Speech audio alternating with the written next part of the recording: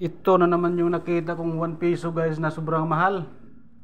Alam mo kung bakit guys? Bakit mahal ito?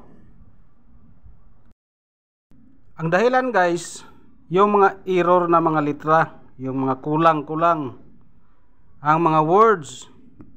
Ito guys ay talagang napakataas ang value nito dahil ang kanyang pangalan na Jose Rizal, ang makikita mo lang dyan guys, kahit sobrang lapitan mo, makikita mo lang dyan yung pangalan lang na Jose. Yung Rizal guys, talagang sobrang labo.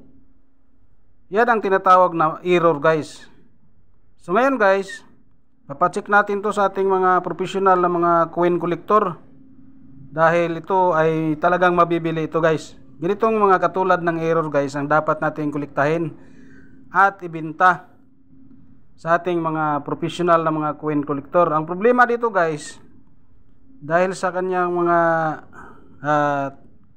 circulated coins, madami na talagang gasgas. Kaya mahirapan tayo magbenta ng mahal nito guys. So mayroon tayo mga palisiya kapag tayo ay nagbibenta ng mga barya.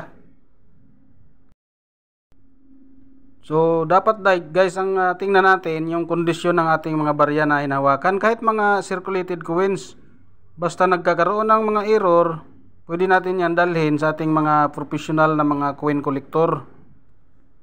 Kasi sila yung ang magdesisyon kung anong gagawin dyan sa mga ganyang barya.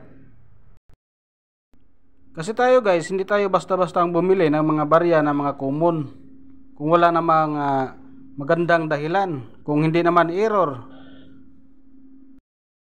So kung magbenta tayo ng mga barya guys, dapat may magandang rason. Yung mga nagkakaroon ng maraming error, mga multiple, tapos yung kondisyon, walang gaanong gasgas. Ganyan guys ang tinitingnan natin guys kapag tayo ay bumibili ng mga barya guys. Huwag lang tayo magugulat dun sa mga presyo na nakikita natin sa mga videos na katulad dito, mga barya na sobrang taas. Mayroon namang mga proseso yun guys, kaya nagkakaroon ng sobrang taas ang kanyang presyo. Yung presyo natin na mataas guys, kailangan talaga ng proseso.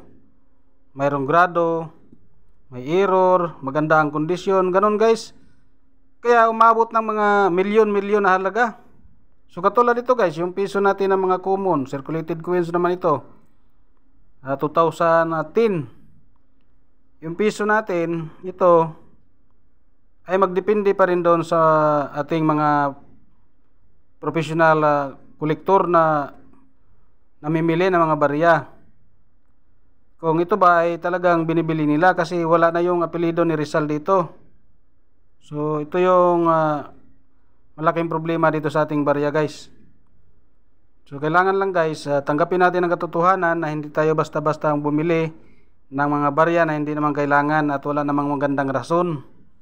Yung mga nakikita nyo guys, dapat tapusin nyo yung video para malaman nyo yung laman sa ating mga video guys na nakikita. Hindi lang yung presyo. Kapag nakita na nyo na kaagad yung presyo, nagre-react agad. So dapat guys, kung gusto nyo makabinta ng mga barya guys, tapusin yung video at saka kayo magkomento kapag nalalaman nyo na ang laman. So yun guys ang kailangan natin guys. Dapat unawain kung anong mga laman sa ating mga videos na pinapanood para hindi tayo masasaktan kung hindi tayo nare-replyan ng mga komento ninyo guys. So ito guys, kailangan natin tong dalhin sa mga professional na mga coin collector para ipakita natin ang ating barya kung talaga bang ito ay talaga bang error, kasi wala nang apelyido ni Rizal dito eh. So yun guys ang maganda nating gawin. Kailangan talaga mga professional coin collector ang titingin ito guys. Maraming salamat guys sa panonood at God bless ating lahat.